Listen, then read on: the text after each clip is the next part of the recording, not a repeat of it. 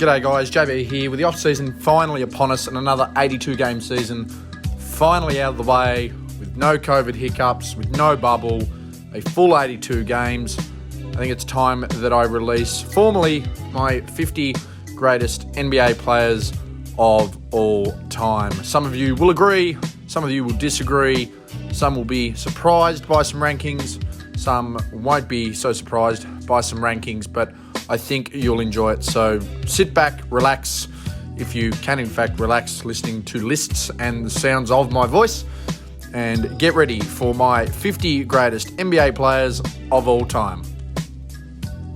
At number 45, Allen Iverson. Played 1996-97 to 2009-10. One-time MVP winner, three-time All-NBA first-team selection, three-time All-NBA second-team selection, one-time All-NBA third-team selection, 11-time All-Star selection, two-time All-Star MVP, four-time scoring champion, three-time steals champion, Rookie of the Year, and All-Rookie first-team selection. Iverson finished top 10 in MVP voting 7 times, top 5 in MVP voting 3 times, and of course is a one-time MVP winner.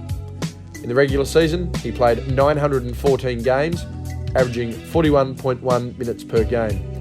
He averaged 26.7 points per game, 3.7 rebounds per game, 6.2 assists per game, 2.2 steals per game, 0.2 blocks per game, 3.6 turnovers per game. He shot 42.5% from the field, 31.3% from three, and 78% from the free throw line. In the playoffs, he played 71 games, averaging 45.1 minutes per game. He averaged 29.7 points per game, 3.8 rebounds per game, 6 assists per game, 2.1 steals per game, 0.2 blocks per game, 3.1 turnovers per game. He shot 40.1% from the field, 32.7% from three, and 76.4% from the free throw line. In the NBA Finals, he played 5 games and averaged 47.8 minutes per game. In that series, he averaged 35.6 points per game, 5.6 rebounds per game, 3.8 assists per game, 1.8 steals per game, 0.2 blocks per game, 2.4 turnovers per game. He shot 40.7% from the field, 28.2% from three, 72.9% from the free throw line. There are 4 players in NBA history to have 4 scoring titles and an MVP award: Wilt Chamberlain, Michael Jordan, Kevin Durant, and Allen Iverson. What Iverson lacked in size as a basketball player, he more than made up for in heart, athleticism, and competitive nature. Opponents can be thankful that Iverson was only 6 foot tall, because had he been the size of Kobe Bryant, there is no doubt that his position on this list, and the all-time scoring list, would be much higher. Pouring in over 26,000 career points, AI was a walking bucket from the moment he walked into the NBA, and while his career following his time in Philadelphia seems to have caused questions of Iverson's career, there is no doubt that he was truly the answer to any doubts cast over him. Recruited out of Georgetown University under the legendary John Thompson, Iverson was not the typical Hoya recruit. With the likes of Patrick Ewing, Alonzo Mourning, and Dikembe Mutombo embodying the traditions of Coach Thompson's program, Iverson stood on average a foot below his predecessors. A member of that 1996 draft, Iverson was set the task of turning around the Philadelphia 76ers and transforming them back into a genuine contender. As a franchise, the 76ers had sat around the middle to lower rankings of the Eastern Conference following the trade of Charles Barkley before the 1992-93 season. While the likes of Jeff Hornacek and Dana Barros were reliable scoring options, they weren't the next franchise player that was going to help them compete. Iverson would soon prove he was going to be the next building block for the city of brotherly love. Winning Rookie of the Year honours, the promise of things to come through Iverson made his first 2 seasons of minimum success tolerable, as his individual approach to the game both on and off the court saw both his and the team's fan base return and grow. By the lockout of 1999, Iverson was ready to take the next step, winning the first of his 4 scoring titles and truly looking to make a genuine run in the Eastern Conference. While it wouldn't eventuate, the success of the 8th seed New York Knicks, as well as evident growth from Iverson as an individual and from the team that there was clearly an opening window of opportunity. With Larry Brown as head coach, Iverson had a senior figure that, like John Thompson in a previous life, was able to maintain focus. With a heart of a lion, Iverson would attack the 2000-2001 season with a purpose. Despite a lack of teammates compared to his peers, Iverson would go on a run that saw his scoring increase and the pressure of the front office to trade for some internal defensive help grow. Lacking genuine size down low, the acquirement of Dikembe Mutombo proved a stroke of genius, and the shot-blocking monolith would earn his 4th Defensive Player of the Year award as a unique complementary piece. With Aaron McKee providing two-way support off the bench on the way to Sixth Man of the Year honours, and Larry Brown winning Coach of the Year, it was only fitting that Iverson, as the catalyst and soul of the team, would be selected as MVP of the season. That was not without controversy. Shaquille O'Neal, in the eyes of many, was still the best player in the NBA. There was a strong case for him to repeat as the MVP. However, with O'Neal playing himself into form, his numbers taking a hit, and the Lakers' record below the previous year, Iverson and the Sixers were in a much more favourable situation from a public perception standpoint. Keen to prove his point, AI made sure that he and his band of misfits would make a statement and show they were the real deal, making their way through the Eastern Conference and defeating the Milwaukee Bucks in the Eastern Conference Finals. Philadelphia would match up with Los Angeles in the NBA Finals. The Iverson versus Shaq debate was well and truly alive, and Iverson was keen to put his stamp on his case. Leading into the finals, the Lakers were 11-0 and looked set to be the first team ever to sweep the playoffs. To this day, they are genuinely the closest team to achieve this, besides the 1982-83 76ers and the 2016-17 Warriors. This was all going to plan until the answer shut things down.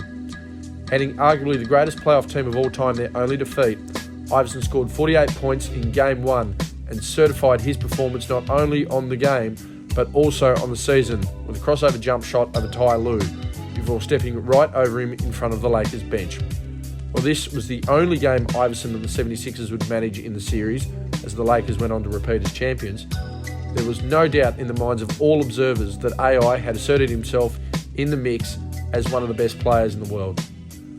For AI, this would be the only extended playoff performance of his career, as the 76ers routinely saw first and second round exits for the rest of his career.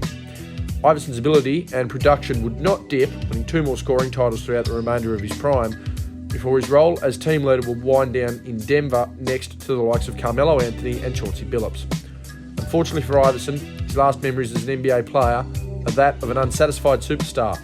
But in the decade since his last game, the basketball world has embraced AI as the legendary figure he was for the basketball culture on and off the floor, and the impact he has had on the game a generation later. Allen Iverson is a member of the Basketball Hall of Fame. He's a member of the NBA's 75th anniversary team, and his number 3 is retired in Philadelphia. At number 44, Kawhi Leonard, active since 2011-12. 2-time NBA champion, 2-time Finals MVP, 2-time Defensive Player of the Year, 3-time All-NBA First Team Selection, 3-time All-NBA Second Team Selection, 3-time All-Defensive First Team Selection, 4-time All-Defensive Second Team Selection, 5-time All-Star Selection, 1-time All-Star MVP, 1-time Steals Champion, All-Rookie First Team Selection. Kawhi's finished top 10 in MVP voting 5 times, top 5 in MVP voting 3 times, top 3 in MVP voting twice, and is a runner-up MVP vote getter. In the regular season, he has played 576 games, averaging 31.3 minutes per game. He's averaged 19.2 points, 6.4 rebounds, 2.9 assists, 1.8 steals, 0.6 blocks, and 1.6 turnovers. He's shot 49.3% from the field, 38.4% from deep, and 85.8% from the stripe.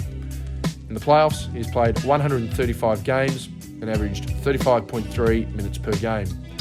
He's averaged 21.2 points per game, 7.9 rebounds per game, 2.8 assists per game, 1.8 steals per game, 0.7 blocks per game, and 1.9 turnovers per game.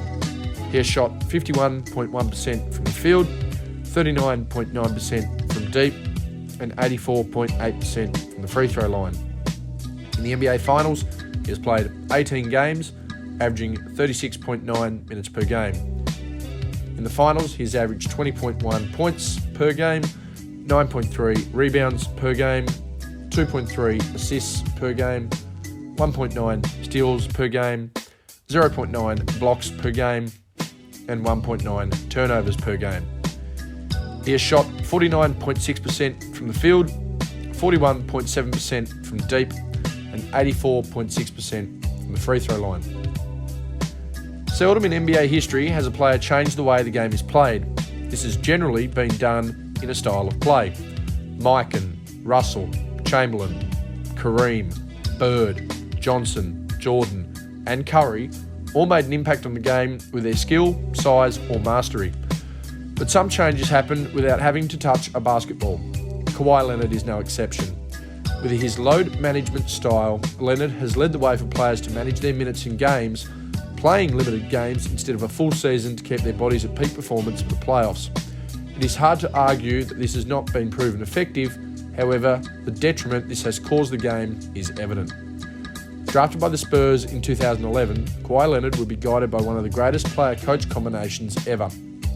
The Spurs had finished the season atop the Western Conference in 2010-11, but stumbled in the first round of the playoffs to lose to the Memphis Grizzlies. With Tim Duncan showing decline and the perimeter veterans Manu Ginobili and Tony Parker starting to age, Leonard's game brought a new lease on life. Starting more than half the season but with limited minutes, Leonard would show promise with efficient scoring and willing defence to help San Antonio to another 50-win season. Cruising through the first two rounds of the playoffs before exiting in the Western Conference Finals, Spurs proved that Leonard was the recharge they needed and proved they were still the measuring stick of the Western Conference. Managing less than 60 games in his second season, Leonard would prove to be a reliable option on both ends as a senior member of the team. Remaining efficient, his ability on both sides of the ball saw him cement his place in the team as the revitalised Spurs would roll through to the NBA Finals to take on the Miami Heat and their famed Big Three of LeBron James, Dwayne Wade and Chris Bosh. While many saw this as an impossible task, Spurs were revitalised following an All-NBA first-team season of Tim Duncan and the thrashing of Memphis in the conference finals. In a back-and-forth battle, the Spurs took a 3-2 series lead, heading back for Game 6 in Miami, and looked set to disrupt the Heat's plans. With 19.4 seconds left in the fourth quarter, Leonard would make one of two free throws, extending the Spurs' lead to only 3. The rest would be history, as a Ray Allen 3 would tie the game and the Heat would go on to tie the series and eventually win in 7 games. With an NBA Finals loss burning in the back of his mind, Kawhi would take another step forward and help the Spurs to 62 wins in 2013-14 as they returned to the NBA Finals in a rematch with the Heat. With Tim Duncan vowing to get the job done, the pressure was on the franchise to deliver. Splitting the first 2 games, Kawhi Leonard would announce himself to the world as the predecessor to Duncan, Ginobili and Parker in the last 3 games of the series, posting 23.7 points per game, 9.3 rebounds per game, 2 steals per game and 2 blocks per game on shooting splits of 68.6% from the field, 53.8% from deep and 84.2% from the stripe, en route to a championship and finals MVP. Kawhi's last 3 seasons in San Antonio proved to be arguably the peak of his career. Winning 2 Defensive Player of the Year awards to close out the Duncan era of the Spurs, a runner-up MVP award and a franchise 67 wins in 2015-16, Leonard was poised to lead the Spurs. With another 60-win season in 2016-17 and a third-place MVP finish, Kawhi made his case as the best all-around player in the NBA until a sprained ankle in Game 1 of the Western Conference Finals against Golden State saw their season diminish. With broken-down relationships over his health in 2017-18, Leonard would be traded to Toronto for DeMar DeRozan, where he completed arguably the greatest one-and-done season in league history. With the Raptors staying strong with the majority of their team list, Leonard would do the unthinkable and deliver an NBA title off the back of one of the greatest playoff runs in NBA history. Over 700 points scored, hitting the only game-winning Game 7 buzzer beater in playoff history, defeating the MVP in the conference finals, and capping it all off with a finals MVP performance.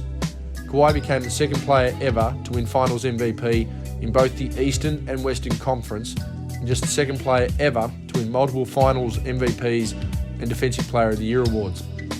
In a single season, Kawhi had almost erased the pain he had caused in San Antonio and rejuvenated a league that was looking for a change from Golden State and Cleveland. Riding the wave of momentum following a championship in Toronto, Kawhi would shock the world and sign with the Los Angeles Clippers with Paul George heading into the 2019-20 season. With both players coming off MVP-level campaigns the year before, many saw the Clippers as the team to compete against the rejuvenated Los Angeles Lakers of LeBron James and Anthony Davis. Things looked set to see a battle of LA in the conference finals before the Clippers surrendered a 3-1 lead to the Denver Nuggets. Returning in 2020-21, the Clippers looked set to make another strong run towards a championship before Leonard suffered an 18-month ACL injury in the playoffs, watching from the sideline as his team pushed into the Western Conference Finals. Having yet to step on a court since, it remains to be seen if Leonard can deliver the ultimate success to the Clippers. Kawhi Leonard is a member of the NBA's 75th anniversary team, will be a first ballot member of the Basketball Hall of Fame, and will have his number retired with either the Spurs, the Raptors, or the Clippers. At number 43, Bill Walton. Played 1974-75 to 1986-87. Two-time NBA champion, one-time Finals MVP, one-time League MVP, one-time Sixth Man of the Year, one All-NBA first-team selection, one All-NBA second-team selection, two All-Defensive first-team selections, two All-Star selections, one-time rebounding champion, one-time blocks champion. Walton finished runner-up MVP once and, of course, won an MVP award. In the regular season, he played 468 games and averaged 28.3 minutes per game. He averaged 13.3 points per game, 10.5 rebounds per game, 3.4 assists per game, 0.8 steals per game, 2.2 blocks per game, and 2.7 turnovers per game. He shot 52.1% from the field. He never made a three-point attempt and shot 66% from the free throw line. In the playoffs, he played 49 games, averaged 24.4 minutes per game, averaged 10.8 points per game, 9.1 rebounds per game, 3 assists per game, 0.7 steals per game, 1.7 blocks per game, and 1.2 turnovers per game. He shot 52.5% from the field. He never made a three-point attempt and shot 67.3% from the free throw line. In the NBA Finals, he played 17 games, averaged 21.6 minutes per game. He averaged 9.7 points per game, 9.4 rebounds per game, 2.5 assists per game, 0.5 steals per game, 1.6 blocks per game, and 1 turnover per game. He shot 56.9% from the field. He never attempted a three-point shot in the NBA Finals and shot 73.9% from the free throw line. What if? A question that has been thrown around in sports conversations since the beginning of time. Most common of these questions is usually, what if this player stayed healthy? In the NBA, the argument generally revolves around Grant Hill, Penny Hardaway, and most recently, Derrick Rose. All perimeter players who showed great promise following perennial MVP level All-NBA seasons. However, one name that is often forgot about and should probably be at the top of this list last played in his prime before the three-point line was implemented in the NBA. Bill Walton. Those who saw him play in college and in his prime before his injuries, Walton was on a pantheon path of greatness that would have seen his name mentioned alongside of Russell, Chamberlain and Kareem. This isn't to say his name isn't associated with greatness. The only Finals MVP and League MVP in Portland Trailblazer history has him as the most decorated player in the franchise history, and his six-man award win as a member of the 1985-6 Boston Celtics cemented him as a member of one of the greatest teams of all time. However, his limited number of games see him with a sample size that is so small and limited footage on available film that many generations will struggle to comprehend how good Bill Walton was. Listed at 6'11", but standing close to 7'1", Bill Walton possessed one of the greatest all-around games by a big man ever. Scoring? While peaking out at 18.9 points per game in his MVP season of 1977-78 and taking an average of 10.5 shots a game for his career, Walton was an efficient all-around scorer with an offensive arsenal that allowed him to answer the questions posed by all defences he faced.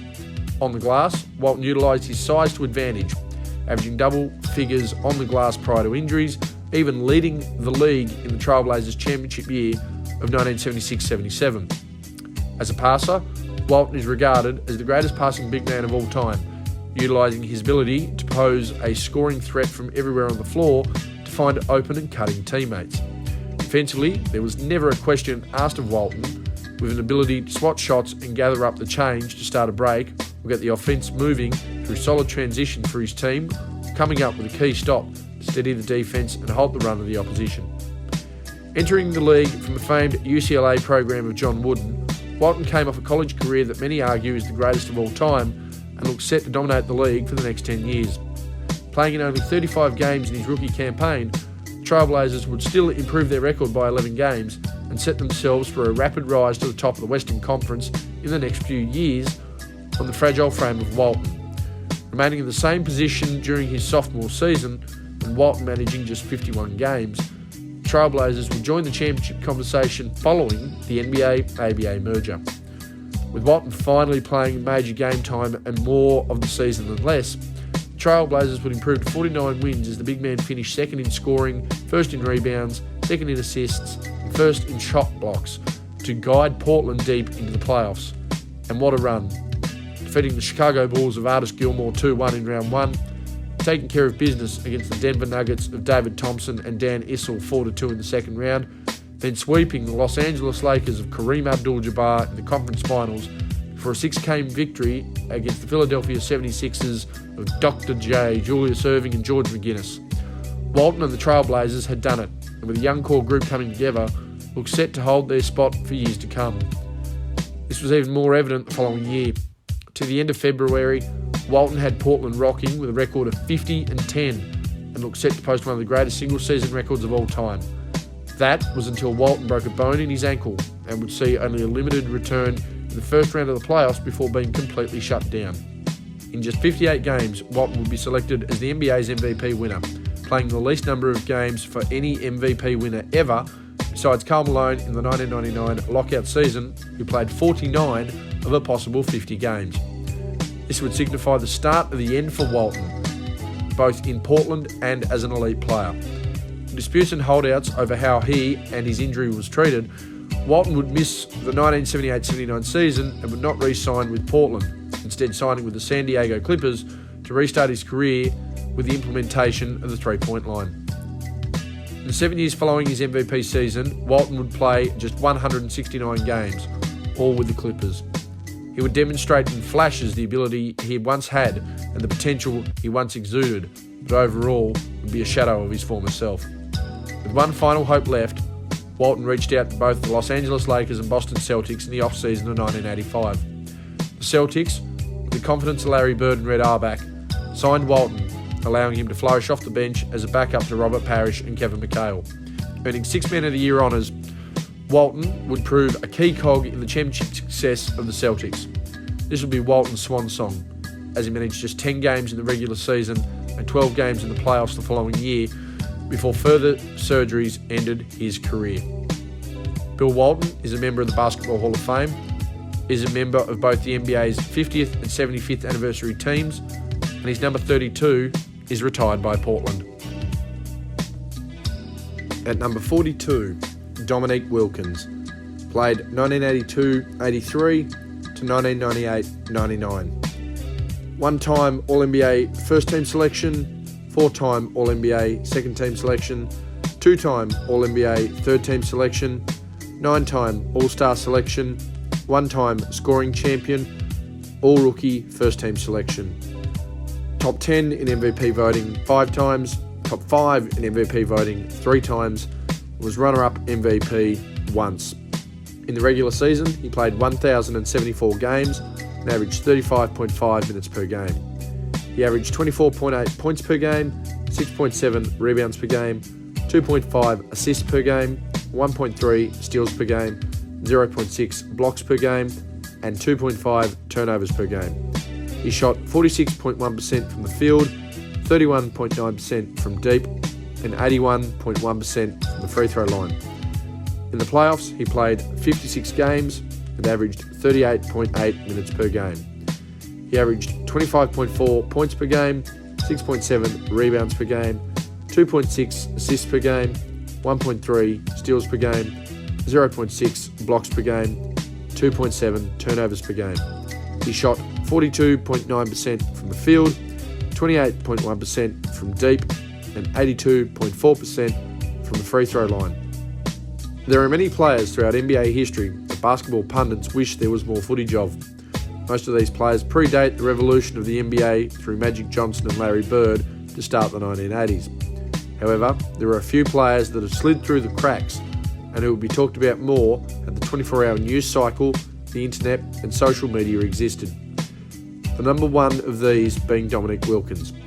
Nicknamed the human highlight film, Wilkins wowed crowds around the league for the better part of a decade with his astonishing athletic feats, resulting in a resume of in-game and contest dunks that can be argued as the greatest.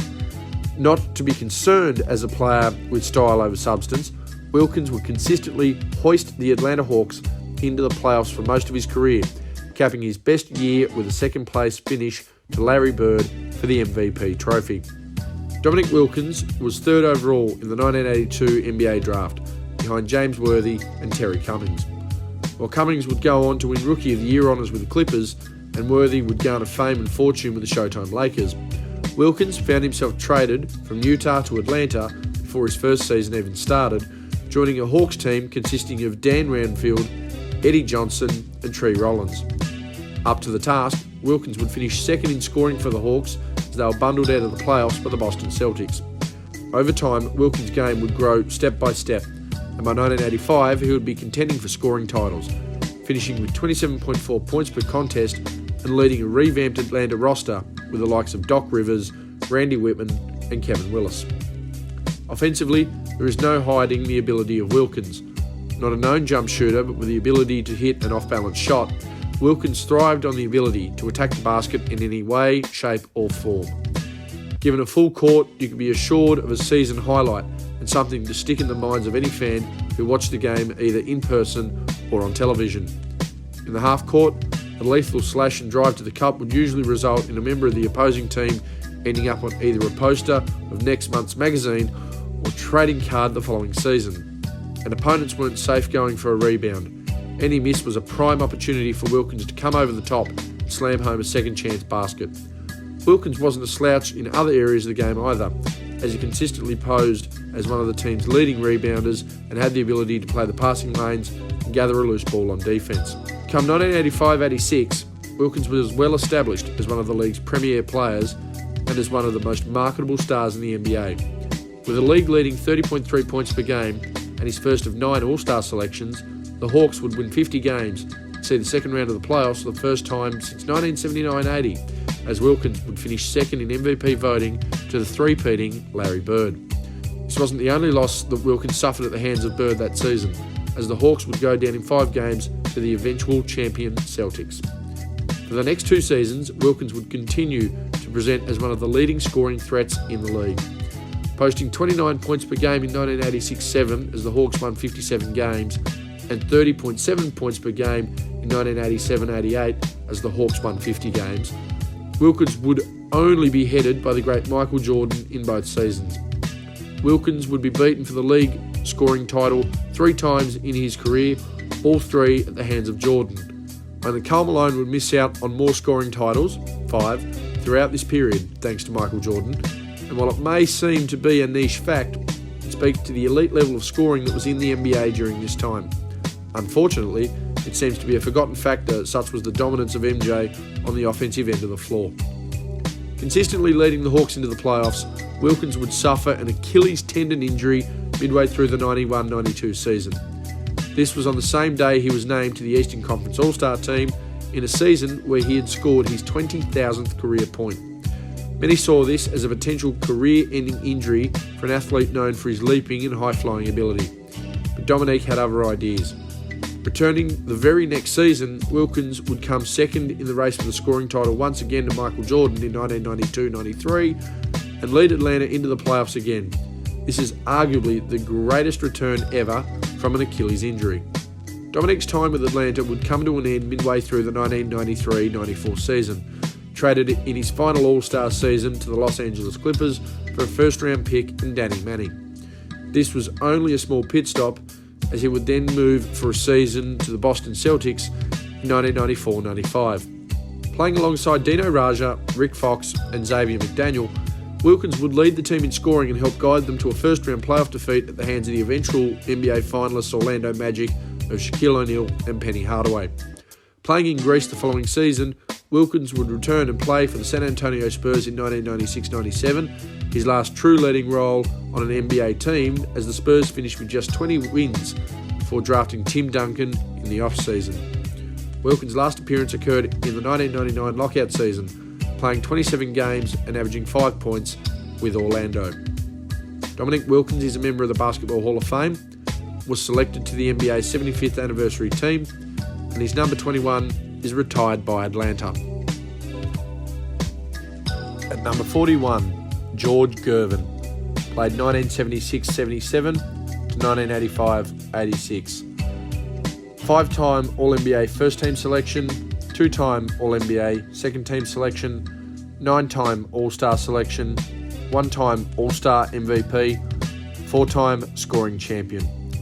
Gervin finished top 10 in MVP voting 6 times, top 5 in MVP voting 4 times, top 3 in MVP voting 3 times, and was twice runner-up MVP. In the regular season, he played 791 games, averaged 33.5 minutes per game. He averaged 26.2 points per game, 4.6 rebounds per game, 2.8 assists per game, 1.2 steals per game, 0.8 blocks per game, and 3 turnovers per game. He shot 51.5% from the field, 29.7% from 3, and 84.4% from the free throw line. In the playoffs, he played 59 games and averaged 37.5 minutes per game. He averaged 27 points per game, 5.8 rebounds per game, 3.2 assists per game, 1.2 steals per game, 0.9 blocks per game, and 3.3 turnovers per game. He shot 50.8% from the field. He didn't make a three-point attempt and shot 82.1% from the free throw line. There are varying opinions on what role the ABA plays in the history of professional basketball. One argument is that it was an inferior league, designed for nothing but showmanship. The other argument is that it forced professional basketball to clean up, not just off the court in how players conducted themselves, but to incorporate more fan-pleasing styles and concepts of play to bring fans back to the game. Whatever side of the fence you sit on with this argument, you have to agree that one player's individual brilliance was clearly identified in the ABA and that his best basketball was played in the NBA. That was George Gervin, better known as Iceman. Having started his ABA career with the Virginia Squires before being traded to the San Antonio Spurs, Gervin would hit the NBA along with the Spurs at the merger of the two leagues at the end of the 1975-76 season. An efficient offensive threat, Iceman would lead the Spurs in points per game, field goal percentage, and finish top 5 in the 4 other major statistical categories, as the Spurs finished with a 44-38 record before falling to the Boston Celtics of Dave Cowens, JoJo White, and an ageing John Havlicek in the first round of the playoffs. Many wondered if, like many of his counterparts, this was just a one-off season and that a sophomore slump would endure the following year as the league and its heavy, defensively minded teams scouted and found ways to counter Gervin's abilities. How wrong they were. Listed a shooting guard for a majority of his career, but long enough with his 6'7" frame that he could stretch out as a small forward, Gervin's offensive arsenal is one of the most forgotten about and underrated throughout history. With an ability to glide through the air and finish off with his signature finger roll, Iceman would attack the rim from all angles and take off from either in front or behind the glass and still find a way to score over his opponent. Unlike many of his contemporaries on the perimeter, Gervin was an efficient scorer, posting a career field goal percentage of 50.4%, scoring at a rate of 50% or greater from the field 6 out of 10 seasons in the league, and never under 47% from the field at any time in his career. Gervin was a run-of-the-mill rebounder for a perimeter player, not necessarily inclined to give up the ball as a leading scorer for his team, but defensively he had the ability to track the ball either in the passing lanes or block shots thanks to his wingspan and athleticism. Gervin would state his claim on the NBA following the first season of the NBA-ABA merger with a league-leading 27.2 points per game on 53.6% shooting from the field, all while leading the Spurs to their first 50-win season in the NBA. While 50-win seasons for the Spurs would become a regular occurrence and great measurement of success some 20 years later, they would be nothing more than an outlier in their early NBA days. Despite the 50-win season and scoring title, Gervin and the Spurs would not see past the first round, going down in 6 games to the eventual NBA champions, the Washington Bullets, featuring Wes Unseld and Elvin Hayes. The next 2 seasons would see Gervin once again atop the league's scoring race, finishing runner-up twice in MVP voting, and once again watch as he and his Spurs would be eliminated by teams led by all-time great big men. Averaging 29.6 points per game in 1978-79, the Spurs would fall just 1 game short of the NBA Finals to the reigning champion Washington Bullets. The following season, in 1979-80, Gervin would win his 3rd consecutive scoring title, becoming the 2nd player with Bob McAdoo to not only win at least 3 scoring titles, but win them in succession in the last 10 years. Averaging 33.1 points per game, Gervin would lead the Spurs to the first round of the playoffs, where they would fall in the first round to the Houston Rockets, led by Moses Malone. Finishing 3rd in the scoring race of 1980-81, Gervin would again guide the Spurs into the playoffs with a 50-win record. However, he and the Spurs would come unstuck thanks to the Houston Rockets of Moses Malone, who would eventually make it to the NBA Finals. Gervin would again return to the top of the scoring list across the league in 1981-82, and once again, Spurs would make it into the playoffs. Averaging 32.3 points per game, Iceman would again drive the Spurs into the playoffs, where they would see a conference finals sweep at the hands of the eventual champion Lakers, led by Kareem Abdul-Jabbar and Magic Johnson. While no more scoring titles would follow between 1982-83 and 1984-85, Gervin would remain an all-star and help guide the Spurs into the playoffs, where they would see defeat in the conference finals again thanks to the Lakers of Kareem and Magic, and a first-round defeat thanks to the Denver Nuggets of Alex English. Gervin would play his final NBA season in 1985-86 for the Chicago Bulls, providing scoring in the absence of Michael Jordan throughout injury. Gervin is one of 5 players to win 4 scoring titles, and with playoff eliminations at the hands of the likes of Wes Unseld, Elvin Hayes, Moses Malone, Kareem Abdul-Jabbar, and Magic Johnson, there is no doubt that a lack of team success ultimately overshadows what is one of the greatest shooting guard careers of all time. Finishing twice runner-up in MVP voting to Bill Walton and Moses Malone also continues to serve proof of the depth of the NBA post-merger with the ABA. George Gervin is a member of the Basketball Hall of Fame, was selected to both the NBA's 50th and 75th anniversary teams, and his number 44 is retired by San Antonio.